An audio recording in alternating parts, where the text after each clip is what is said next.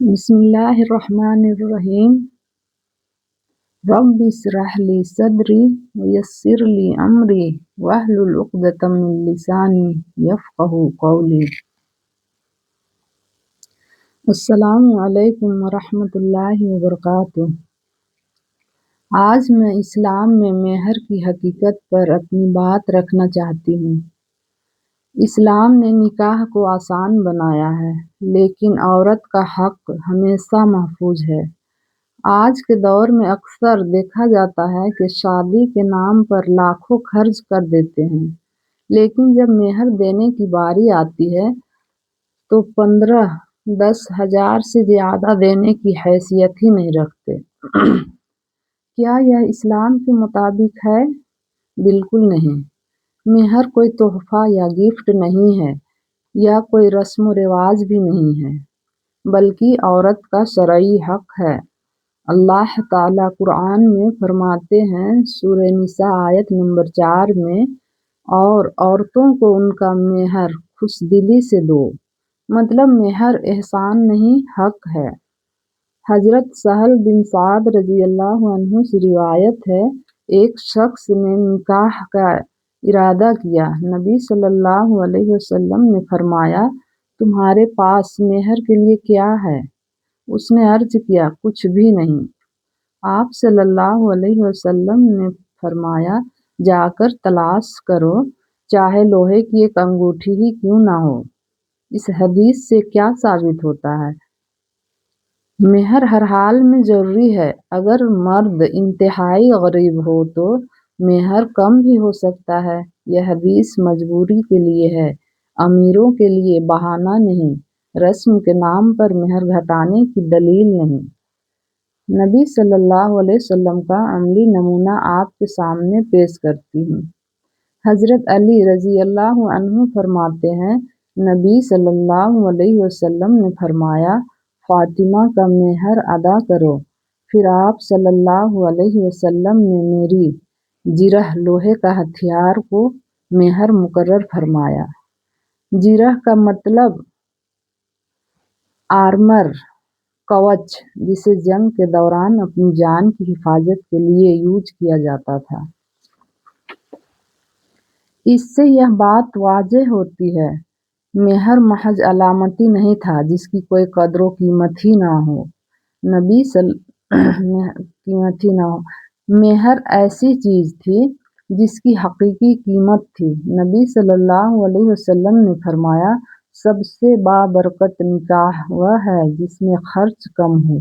اس حدیث کا مطلب یہ نہیں کہ مہر کم کر دیا جائے، بلکہ مطلب یہ ہے کہ غیر ضروری رسومات کا خرچ کم کیا جائے، عورت کے حق میں کمی نہ کی جائے۔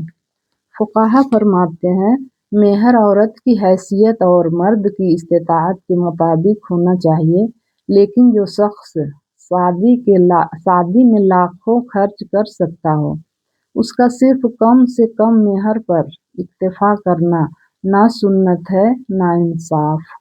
آج صورتحال یہ ہے، میرج ہال، کھانا، کپڑے، فوٹوگرافی سب ضروری، لیکن مہر کے وقت کہا جاتا ہے، زیادہ مت رکھو، لوگ کیا کہیں گے۔ یہ شرم نہیں، عورت کے حق کے ساتھ ناانصافی ہے۔ مہر پر ایک نہیں کئی احادیث موجود ہیں۔ لوہے کی انگوٹھی مجبوری کی مثال ہے۔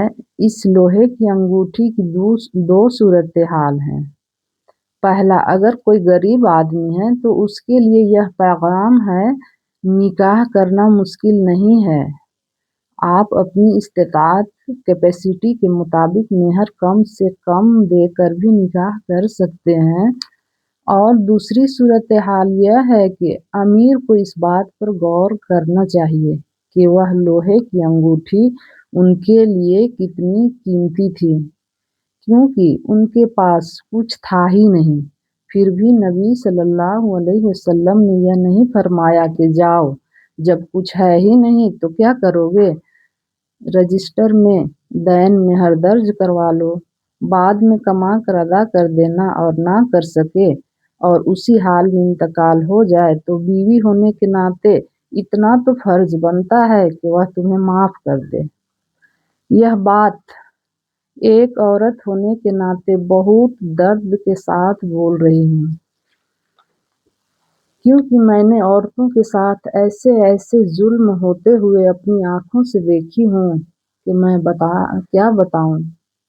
मैं जिस जगह रहती हूँ वहाँ के कुछ लोग शौहर के मरने पर उनकी औरतों को ठीक उस वक्त जब जनाजा उठाने का वक्त होता है, उससे कुछ मिनट पहले बेवा को लाकर पूरी भीड़ में दैन मेहर बख्शवाते हैं, और यह बख्शवाने का काम यहाँ के इमाम साहब के जिम्मे रहता है।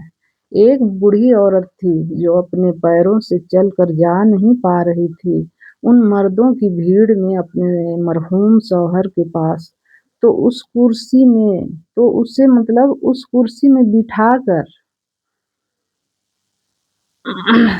उस कुर्सी को 2-3 मर्द उठा कर ले गए और बख्शवाने का रस्म पूरा किया गया।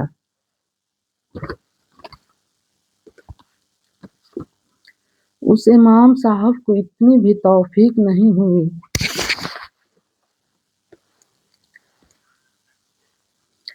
कि वह खुद अंदर जाकर उस बूढ़ी माजूर औरत से बख्शवा लें।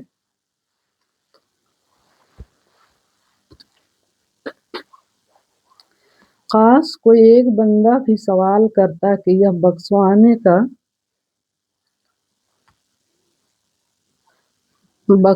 का तरीका आपने कहाँ से सीखा है।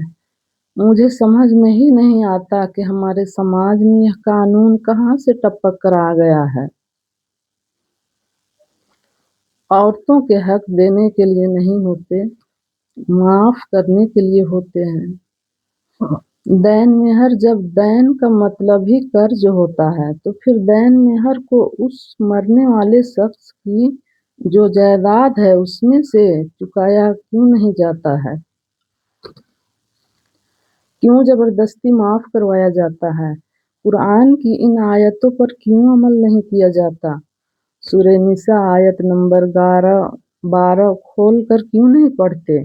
जबकि चारों इमामों का इस बात पर इत्तेफाक है, पहले कर्ज अदा होगा, फिर वसीयत पूरी की जाएगी, फिर विरासत तकसीम होगी। मैं आखिर में कहना चाहती हूँ कि आप मेरी बातों को स्किप कर के ना सुनें, बल्कि वक्त निकाल कर गौर से सुनें और अमल करें, और मेरे चैनल को लाइक, शेयर और सब्सक्राइब करना ना भूलें। अस्सलामु अलैकुम वरहमतुल्लाहि वबरकातुहू।